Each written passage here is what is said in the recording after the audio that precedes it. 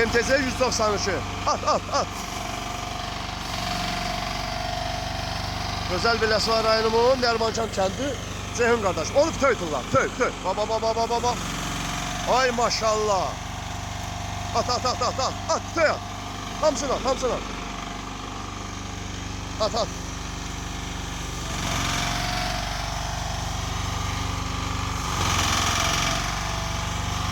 O üstteki de arpa bığdanın tozunu çıxartmaq üçün. Baxın. Qardaşımın toku zəif olduğu için dizel motorla aldı. Bir saata 2 litr dizel işlədir və 100 dənə pes doğrayır. Nətərdir? Əla, xeyirli olsun. İndi videonu saxlayıram, arpa çəkəcəyik. Bu da bizim otumuzu çəkdik, indi arpa çəkirik. Bax, arpanın tutusunu buradan bırakır. Qalanında meşə alır. İstəsən bunu bağlayarsınız, meşə alır. Baxın.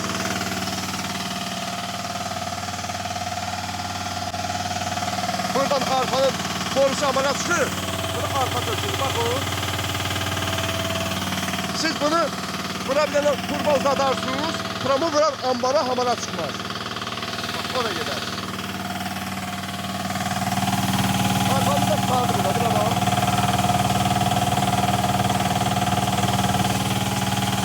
Buna bir bak tutardı. Bunu bağla.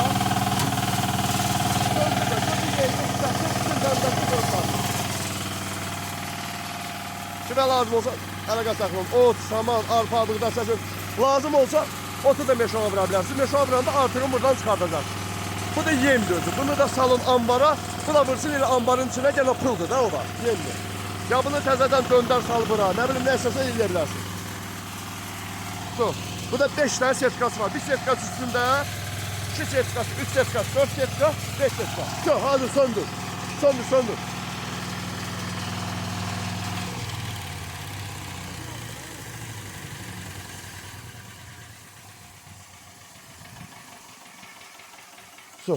Arpamızı necə çəkdiyini göstərəcəm. Bu bildizdə istəsən bunu uzada bilərsiniz, düzəldə bilərsiniz, nə bilim yuxarı vura bilərsiniz, əl üzlər. Bu hazır. Bir dənə bir dənə aç başladım. Əl aç bir dənə. Açıq bir dənə görək nə çəkib, nə tər çəkib. Müştərilərə göstərək. İnşallah bundan sonra yəni o birisi zakazlarımız gedəcək. Elə boşalt verdirə görək nə tər, nə var, nə tər eləyib.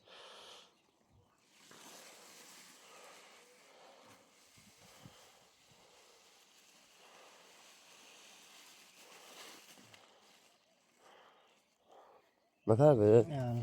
Yarıma göz koymuştuk tabi. Ha, un kimlik olmamıştı ki. Yok. Bu da bunun yarıma. İstesen bundan balaca gözü da o göz koyarsan. Ondan balaca şerbi, ondan balaca. Ha yani ondan balacısan var da burada var. Yani o yarıma gözlü. Ha bakarsınız. Elzuna Allah xeyir versin. Xeyirli olsun. Oldu. Nətərdir? Süper. Gözəl yerlərim Allah xeyirlərini versin. Allah canlardan. Yo en yeşəsi odur. O balacasıdır. Xırdası budur. Ha. Xeyir olsun, sağ ol.